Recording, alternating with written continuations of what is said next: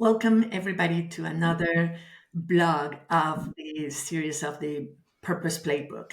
And this month of November, we have been focused on health, on especially self care, mental health, emotional health, and physical health, and how important it is to really pay attention of what it means true self care versus indulgence and what is I published an article about that this I think last week, and why it matters so much, not just for your life but also for your leadership and what you model to other people and how is the well-being of the whole organization. So for this topic, I have a very special guest with me, which is also a friend and someone that I really admire. He just published a book about this. Is What is the name of your book? Is Leaders? I'm sorry that I missed It's okay, Virginia. It's human first, leader second. that first, leader second. And I totally agree with that. I think that just the title says everything. So this is Massimo Backus. So welcome, Massimo. I'm really thrilled to have you here and having this conversation. Oh, thank you, Virginia. I'm thrilled to be here. Can you introduce yourself a little bit for our audience and especially, well, what do you do? But my main question is, how did you arrive to the conclusion that that's a message that, human first and leadership second is a message that you want to share with the world? Absolutely. So I am the founder of Backus Leadership, an executive coaching and leadership development firm. And I consider that's the form that it takes for me to pay for my livelihood, support my family, and the vehicle with which I get to do this purpose-driven work, this work that I stumbled into in some respects and feel very called to do, and have spent the last 20 years continuing to develop a skill set and expertise in. And over the last several years, there's some focus that has come in specifically to the power of self-compassion. And there is no other psychological construct that has been inundated with the significant amount of research and evidence that supports that it is a cause for well-being, that it results in our ability to be persistent, resilient, compassion towards ourselves, compassion towards our others, that it helps us actually practice mindfulness and acceptance and forgiveness. All of these qualities that we aspire to, all these qualities that are the antithesis of what we often experience when we're in burnout and when we find that the day is too short and there's too much to do and we're constantly in a state of stress response, there is an answer to it. Unfortunately, it's not an easy answer. Self-compassion is not something that is easy to do, but it is very possible to do. It is very attainable, it's achievable, and it's a practice that that I'm on a mission, and my organization is on a mission to help educate and teach and inspire as many people as possible to pick up this practice of self-compassion because it is a good thing that begets good for ourselves and therefore others. And you'd ask me how I'd come across this, and I think you've probably experienced this too, Virginia. Sometimes in our lives, we receive a message, but we're not ready to actually receive it. We may hear something, but it doesn't land. My wife always jokes that she'll say something and it doesn't land with me, but if someone else says it, I'm like, oh, it's a great idea. And I swear it's not personal, but sometimes different messengers, the message lands. And so when I discovered self-compassion, I was in a time of my own personal crisis. I wasn't looking for answers to help my clients. I was looking for answers to help myself. And while I am certain that I had been exposed to self-compassion before, it wasn't until I hit my own humble kind of rock bottom moment to say, I don't have the answers here. I'm not the expert. I really have to surrender to something else that might be able to help me, because all of my expertise and my academic accolades and success, none of it mattered in this moment. And that is when I had this epiphany that I had essentially spent my entire life not knowing how to be loving to myself.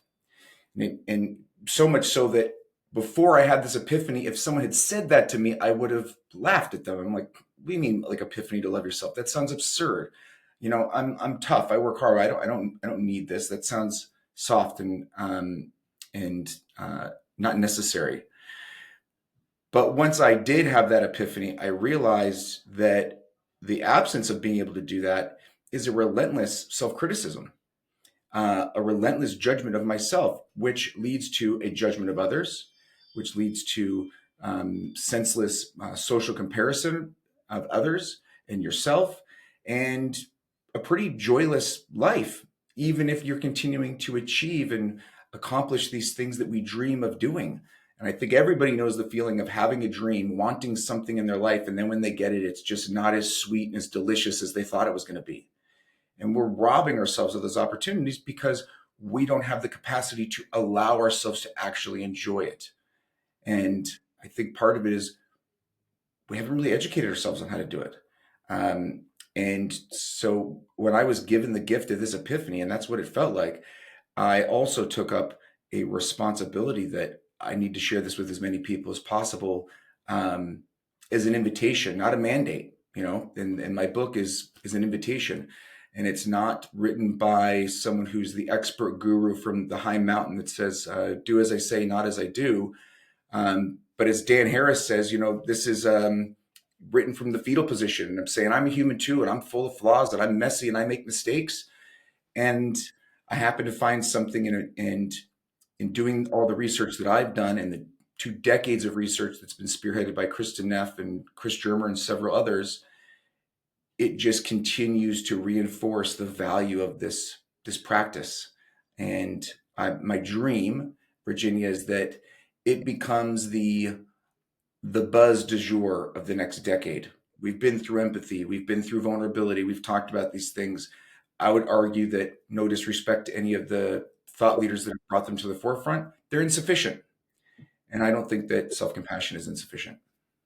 Yes, yes, and I agree. I mean, from the things that you were mentioning, two things came to my mind. The first is that we're humans, and as humans, our brain is designed to look for the worst, to be self-critic, to really bombard us with everything that is we're not doing wrong, we're not enough. Our brain is designed to do that, and it takes intention. I mean, an intentional practice to develop the skill of being self-compassion is not natural, because that's not the way our brain is wired. So being compassionate to other people and to myself is like, I understand that my brain is not wired that way, and I can still develop this skill, but it's something that I have to do on purpose, and I have to practice every day, because it's a muscle, and we need to develop the skill in a way that turns into a habit and a lifestyle. And then I become a self-compassion person, and I have compassion for other people. But is, as you said, is a skill. And the other thing that you were mentioning about the pressure that we have as leaders is that idea that we have to have all the answers, and we have to be in control. We have to be able to predict, and we have to be able to kind of know how to get everything we want. That is only a matter of more information, or doing more, or doing it better, or working harder. And it's not what reality is about. We had this idea from modern science and Newtonian science that says that, the world is like a clock machine, and you can control it and predict it and change it if you understand the parts. And if you understand the parts, you will understand the whole. So it's all about more information, better planning, and then more work. And reality shows all the time that that sense of control is totally delusional. That is an illusion, that we never have control over reality, and we don't have all the answers, and we might never get them. And even if we finally achieve something else is going to come up, and we're always going to be facing challenges. And so we're never going to be there perfect, all figured it out, and all under control. And if we accept that as a reality, that life is unpredictable, uncontrollable, and the only thing that you have control over is yourself, and understanding that the best leader is not necessarily the one that has all the answers, but the one that asks the best question, then you can start seeing self-compassion as a really a skill and a tool to navigate uncertainty and to navigate all the challenge that comes with leading, especially if you're in nonprofit sector and you're leading social change projects. I remember a conversation that I had with a group of leaders that I was coaching as part of a workshop.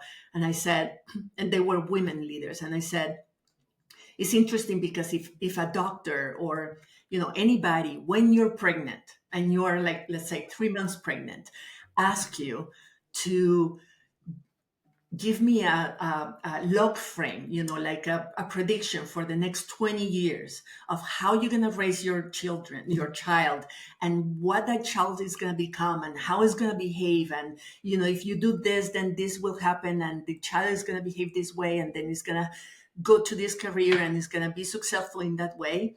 You will think that that person is crazy, that there is no way on earth that you can know what is going to happen with that child, and you're going to do your best, but you cannot predict the future of that child 20 years ahead.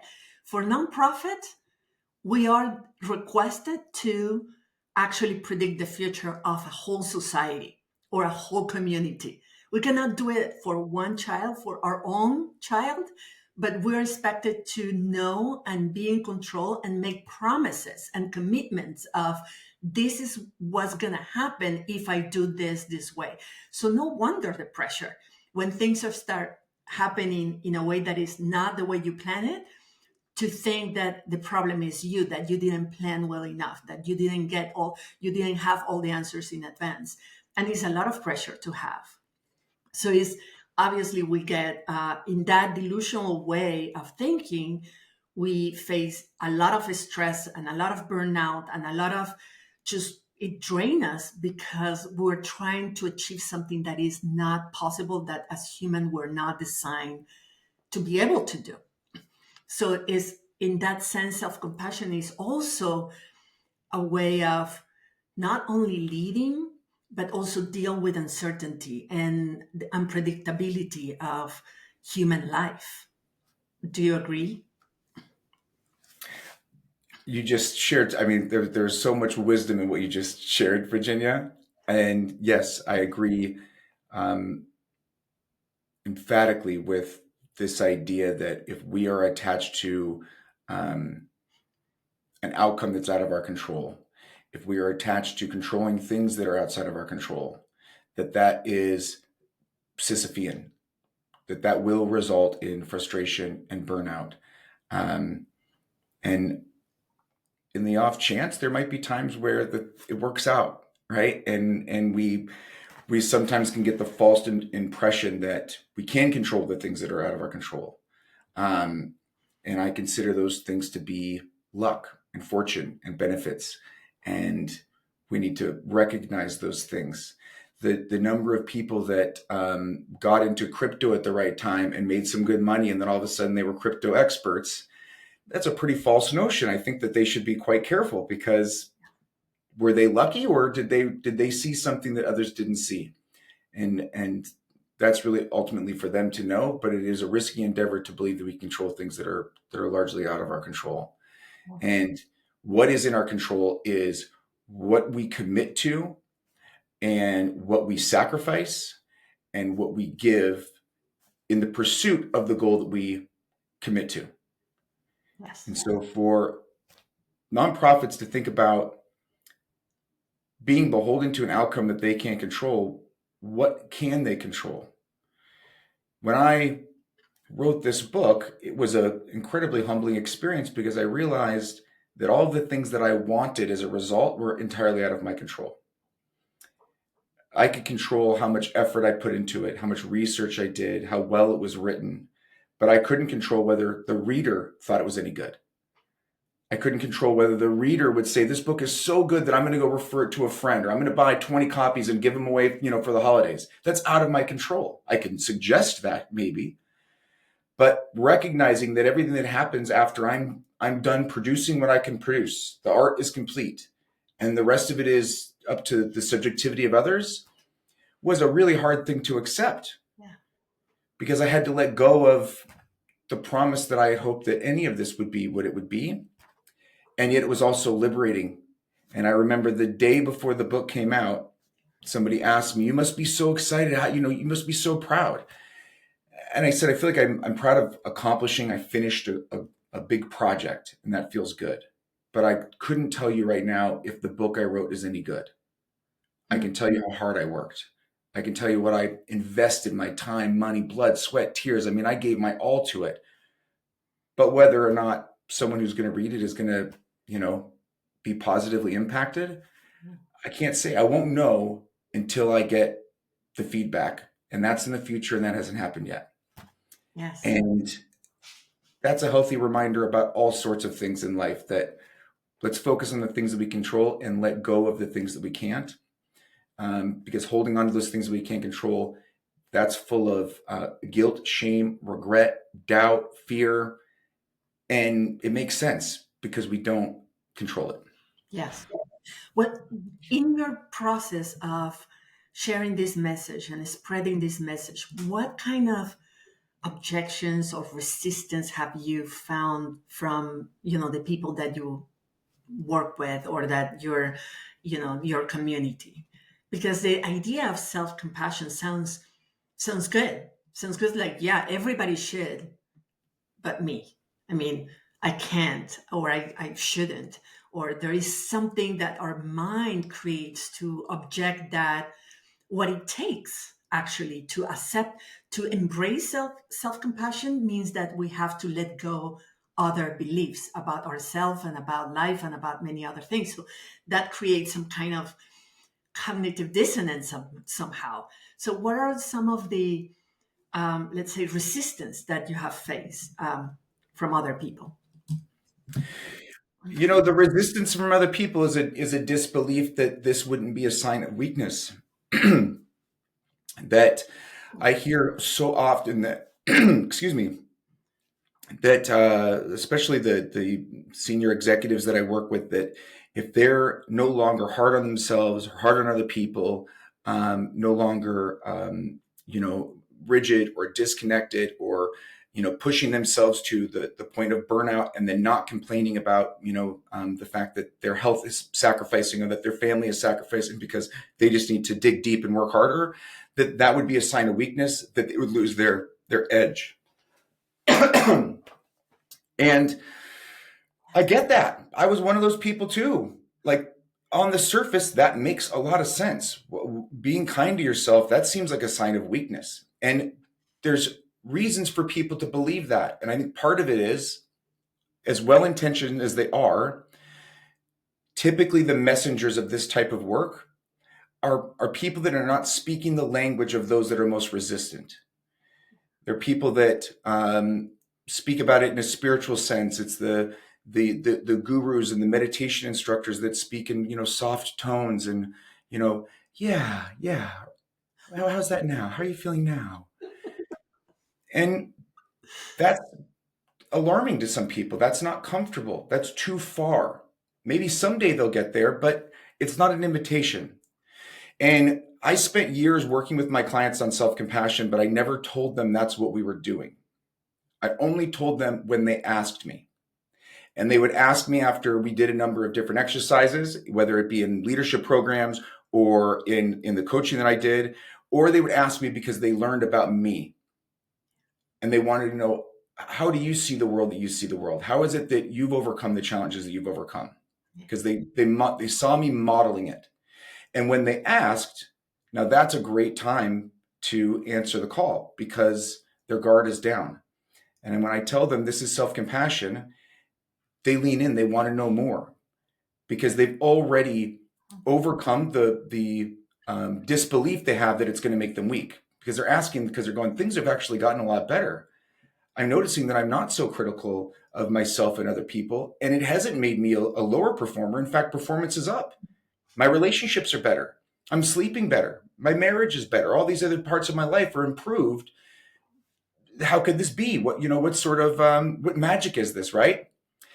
And what I learned is that I was trying to find resources for them to bring them along further as they leaned in and wanted to learn more. And I couldn't find anything that was going to bridge the gap. That was still going to, they still had some resistance, but they were curious. And that's why I decided to join what I consider to be a much larger conversation about self compassion. I think it's a movement. I think in 2025, we are going to see this become a much bigger part of the overall conversation of mental health and wellness and even organizational performance. And I wanted to join the conversation to enlist these people that are critical and cynical of it and have every right to be, but unfortunately are just fundamentally wrong. And because they're going to be the best stewards, stakeholders, and evangelists to say the old ways of leadership, the old ways of pushing ourselves to the point of burnout, of continuing to just whip the team, perform up and to the right. We always need to grow. That's not sustainable. And we need to come up with sustainable leadership models. And self-compassion is the foundation of a sustainable leadership model that moves us from being a self-sacrificing enterprise to a self-actualizing enterprise. So I have found less and less resistance to it, Virginia, than I thought, because I was the poster child for resistance of these things. And I come from a background of I have a master's degree in organizational psychology. I'm an academic, and I turned my nose at all of this. And I couldn't have been more wrong myself. And there just continues to be really amazing research around self-compassion impacting all different parts of our lives. In fact, a recent study that just came out was around the impact of self-compassion on authenticity, which I would imagine you hear all the time with your clients. It's a very common buzzword topic that comes up. My employees want to feel more authentic. People aren't feeling authentic enough. I don't feel authentic at work. Well, what does that really mean? I mean, it is subjective to be able to feel authentic. It means that we are comfortable being ourselves. It means that we trust ourselves. And so it makes a lot of sense that self-compassion gives us the space to be authentic, because if we are self-critical, judgmental, comporting ourselves to people please or be defensive or not ask questions because that might make me look stupid, so I'm going to act like the smartest person in the room and have all the answers even though I don't, that is not authentic, because we're trying to be something else. We're compensating for something. So of course we don't feel authentic, because we're not being authentic to ourselves. And a lot of the issues come down to us looking outside of ourselves for answers. I don't feel authentic because the organization's not making me feel authentic, or because society. And yes, there are certainly issues in society and in organizations and on a systemic level that get in the way of authenticity. But again, to some degree, that is outside of our control. But what's inside of our control is to develop the capacity to be present and have awareness, to accept what is with honesty, what is in our control, what is not, what am I feeling, whether I like that emotion or not. And then the personal accountability to do what is right for ourselves, not in the harm of others. So I'm a big advocate of people having boundaries and doing what is right for themselves, so long as it doesn't harm others. I totally agree. I've been there in both sides. Uh, Yeah. I'm a Enneagram 3, which is the high achiever. You too? Yes. Well, it's being hard on myself, saying like I can do better, I can do more. It's like nothing is enough. It's like always pursuing not just in the professional aspect, but also personal. It's like I'm not there yet. I have to push forward, further and harder, and that made me resistant to self compassion for many years. And I did went through a burnout when I was way younger, and I learned my lesson about that. And also the authenticity is like, do I want? But I didn't do it from an ego perspective. I mean, it's always ego, of course, but I didn't do it out of vanity. I was in the nonprofit sector, and I felt like many of my colleagues do in the nonprofit, especially women. We are socialized to give to others first, to put ourselves last, to we all on ourselves to others, and we are there to serve, and we should not expect anything in return, any reward, any, we're willing to work voluntarily, for free. Is that concept of self-sacrifice for the good well-being of everybody else is something that we have very deep in our system, because it's the way we've been socialized. So that's especially for women, but also the whole nonprofit sector works under that myth that social change require self-sacrifice. And that was before maybe the idea that you put yourself in front of the train to stop it, and you're gonna kill yourself, or literally you're gonna die for the cause. That's something that we grew up with, and it's part of the paradigm that lead the leadership approach in the nonprofit sector. But we know now that social change is not a sprint, it's a marathon. And we need to be able to have, as you said, a sustainable leadership style that allow us to keep that fight for long periods of time while taking care of ourselves and the people that we care about, our communities, our organizations, our societies, and not having self-compassion and not be more, let's say, grounded and realistic about what is possible, and what can I do, but also what can I expect others to do? Because if I'm not, as you say, if I'm not have compassion for myself, I'm not going to have compassion for others. It's like if I can stay and work for 14 hours a day, everybody else can do it too. I mean, we're all here in the same boat, and we're fighting for the cause. And associating that self-sacrifice with commitment to the cause is very uh, pathological in many ways, because it's saying, like, if I'm really committed to this cause, means that I have to die in the process of fighting for the cause.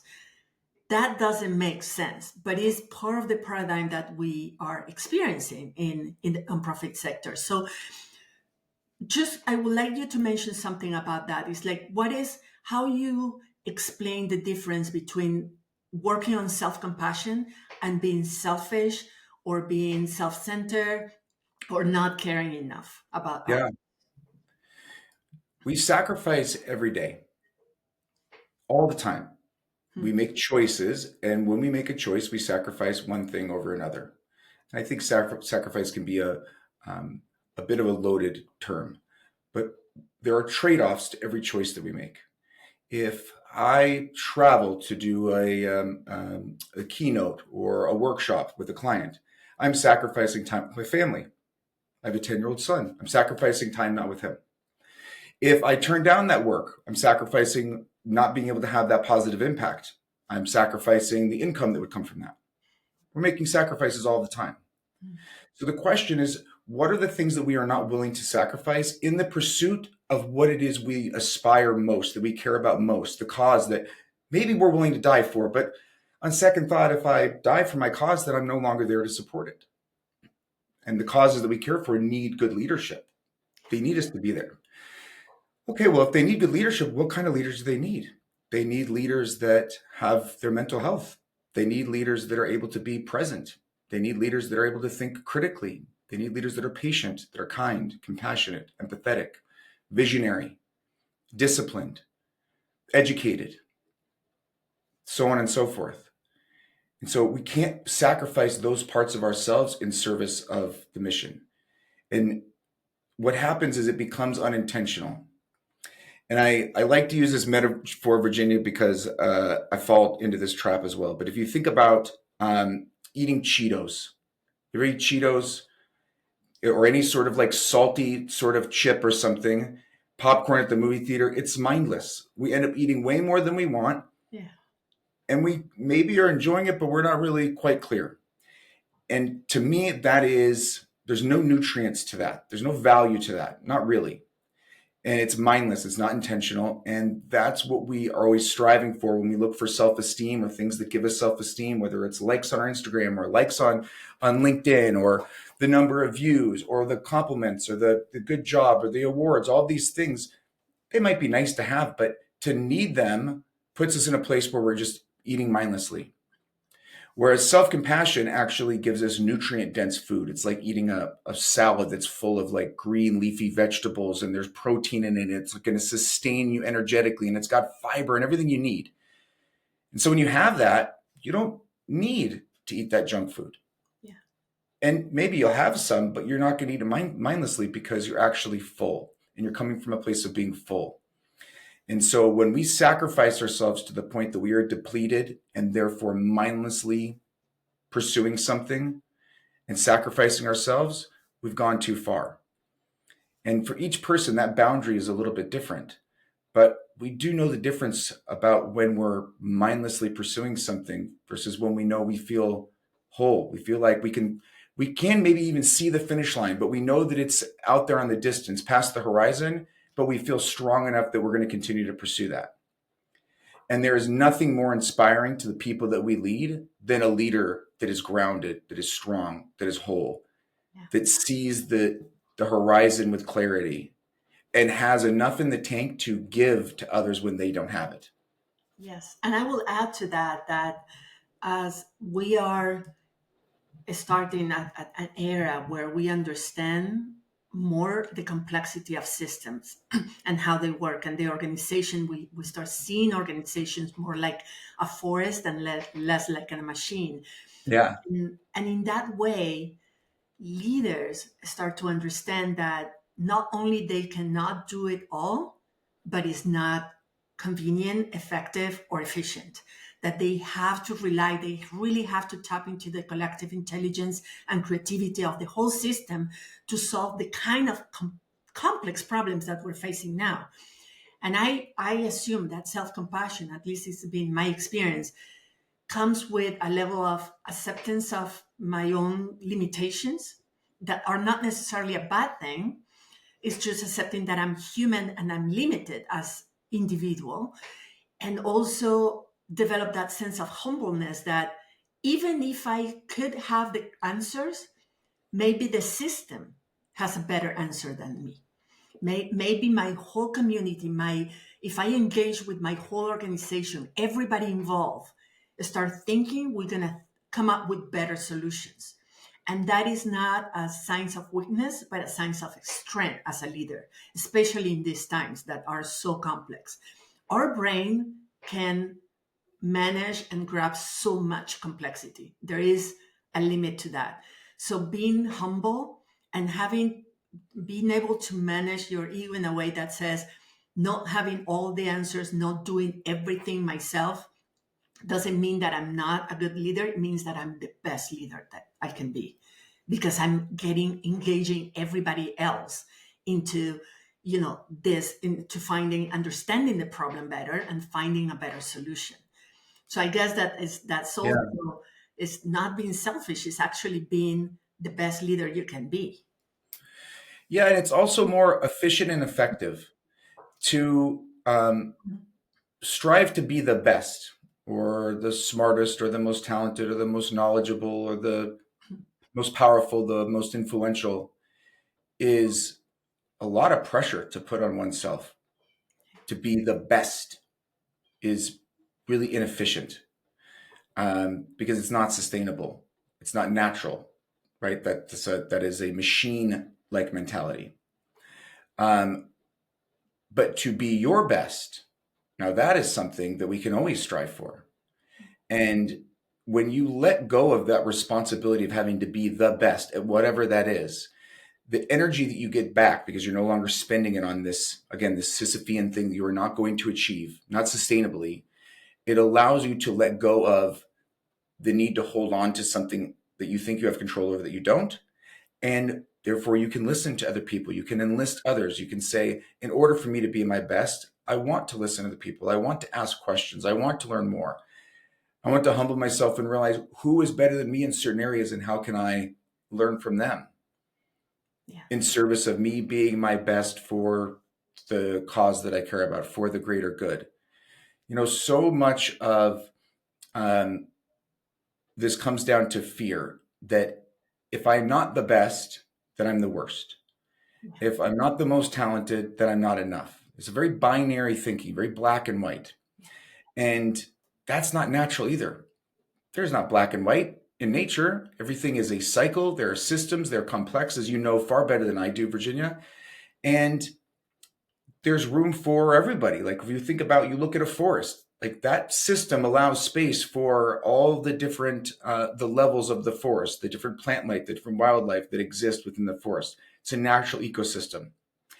And when we let go of the fear that we're not enough because we know how to um, give ourselves what we need to feel enough, which is just, am I worthy of being human? Am I worthy of friendship? Am I worthy of love from other people? And am I enough to share a conversation with you and speak from my experience and what I've learned? Am I enough to do that? I have not always felt that way, but when you do, then you're not looking for anything in return. Meaning, I'm not looking for the validation that says that I'm enough, and that creates fear when you need the validation. Because what happens if I don't get it? That I won't be enough. And so this is about internally resourcing ourselves. Um, and it's not selfish, and it's not narcissistic, and it's not weak. Um, and frankly, I would say that it's really not easy.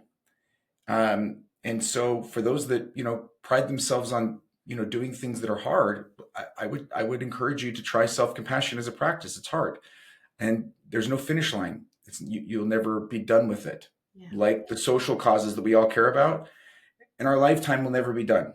Yeah. In my lifetime, I will never be done with a practice of self-compassion. But I do believe that the one thing we all have as humans, that we have a commonality, is that our life purpose is to learn to love ourselves. And for some of us, it's easier than others, but that is a noble purpose for us all to align ourselves to. And how, I mean, just to wrap up a little bit, how will anyone, obviously, maybe the best strategy, something that will help you to develop that skill faster, more efficiently, more effectively, and less painful that it could be, is to hire a coach. Like work with you, for instance, will be a faster way to develop that skill. But let's say for the majority of people that cannot reach you, or that they're not ready for that yet, what would be a good way to start? What kind of practice they can do right now with the skills that they have that will be a good way to start? Yeah, Virginia, there's so many things. And, we live in a society now where we program fun and we program suffering. The cold plunge, we're programming suffering. I think life is hard enough that I don't need to go sit in a cold bath. Now, I understand the health benefits, but um, is it about the health benefits, or is it about proving that we can suffer more? And we program mindfulness with meditation apps, which is basically learning how to be bored. That's what meditation is. Can you be bored? Can you just be with your thoughts? And I think we all do need to learn to be bored, but does it need to be, gamified? So there's a couple resources. One, the way that I wrote the book was designed to be a choose your own adventure on, many, many, many different practices around self-compassion, different exercises, activities, uh, journaling, things you can do individually, you can do in pairs, you can do with your team, just to get into the habit. And because it's a choose your own adventure, I encourage people to try things out. And if you don't like something, then don't do it again. Try something else. And maybe you'll come back to it. Maybe you won't. There's no one size fits all way to do this. Um, but in simple terms, and like the easiest way to get started is to understand what is the really critical voice that you have inside your head. Um, I call them our wimps, our well-intentioned, misinformed protectors. And our inner judge, our inner critic, our perfectionistic tendencies, being defensive, being a people pleaser, being really demanding, or a hard ass, whatever your version of that is, always striving performance, but it's never enough. That is something that was programmed in us at a young age, and it was well intentioned, and it maybe served us at one point in time, maybe served you earlier in your career, but it's misinformed because it doesn't actually help us anymore. It just creates this senseless criticism, and the voice of "I'm not enough if dot dot dot," whatever that is. More awards, more accolades, more success, more friends, more likes. You name it. So understanding what that is and listening to it, being mindful. What does it say often? Like, what are the types of things? Does it say that I'm stupid every time I make a mistake? What's the response? When I'm feeling overwhelmed, what's the response? And then ask yourself, what would you tell a friend if they were saying that sort of things to themselves? Because in the simplest terms, self-compassion is about offering ourselves the same kindness that we would someone that we care about. And we're probably going to come up with something pretty good that we would tell our friends, right? I think we can be good friends. And what if we offered that same advice to ourselves in that moment? And the goal is not perfection here. And the goal is not to win, and the goal is not to be the best at self-compassion. The goal is to be a little kinder to ourselves each day. And the real question is, what do you notice that becomes different for you as a result? Um, don't take it from me, take it from your own experience. Oh, that's beautiful. I just to share my experience a little bit is I'm a mindset coach. I've been coaching people on their mindset and that kind of skills for many many years. And people sometimes assume, especially my coaches, assume that I got it all figured it out, that I'm perfect, that I never have negative thoughts. I'm never hard to myself. I'm like always strong and clear and calm. And that's so not true. And I practice this every day on myself. I mean, I have my rituals of self coaching myself. And I still, you know, make every day make mistakes, quote unquote, because they're not really mistakes. It's just being part of being human. And one thing that I come up with that really helps me is I laugh at myself more often now. I mean, when I do something, let's say I start being hard on myself or self-abusing myself, because it is sometimes, Yeah, self-abuse. When yeah, you treat yourself like that, you will not allow it to anybody to treat you like that, but you can, right? And when I'm self-abusing, doing a self-abusive practice, I go by, I said, I stop and I recognize the practice and the behavior. And I was like, well, Virginia, there you go again, being a human. And that's what I said to myself. It's like, there you go, being a human again. Because it's reminding, is a way to remind myself that I'm a human and my brain is designed to behave that way. That doesn't mean that it has to do it all the time under control and not supervised, that I have the capacity of managing that, but it will happen and that's okay. So you're I, so right, Virginia. The the reason why I titled the book "Human First, Leader Second" is it seems obvious, right?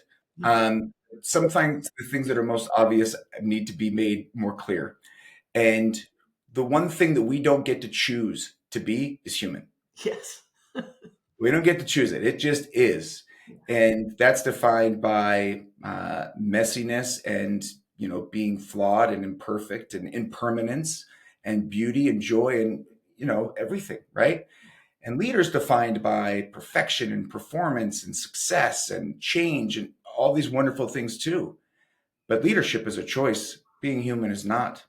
And so I love what you said about just laughing at yourself. I used to never laugh at myself, and I couldn't laugh at jokes that people made at my expense. And it robbed me of joy because sometimes when I make mistakes, I want to correct them, but it's pretty funny. That like, yeah, I'm pretty flawed. I can be messy at times. But life is a lot more enjoyable and I'm a lot more pleasant to be around, being able to laugh at the things that are small and inconsequential, but when we're hard on ourselves can feel like, the definition of our character. yes, yes, well said. So I highly, as another first step, I highly, highly recommend everybody to buy that book. Highly recommend it. Is very well written, and Massimo is full of wisdom around that topic. So I think that we're all leaders. I mean, when we talk about leadership, we're not talking just about executive in an organization. We lead our family, we lead ourselves, we lead our life. So we are leaders. We all need to learn these skills to lead better ourselves, even just to lead better. So highly recommended. You can find it anywhere. The book is everywhere, really. So just go get a copy of the book, and then you can reach out to Massimo if you want more help on how to apply all that. And we're gonna have all his links on the show notes, so you don't have to write down anything right now. You're gonna have access there. And Massimo, thank you so much. It's really inspiring what you do, and I really I'm very impressed by your work. I hope that, as you said, this becomes the new norm in the following years. Thank you so much, Virginia. This was a really enriching conversation for me too. Thank you. Okay. See you guys, everybody, folks, next week with December is going to be another topic. So stay tuned.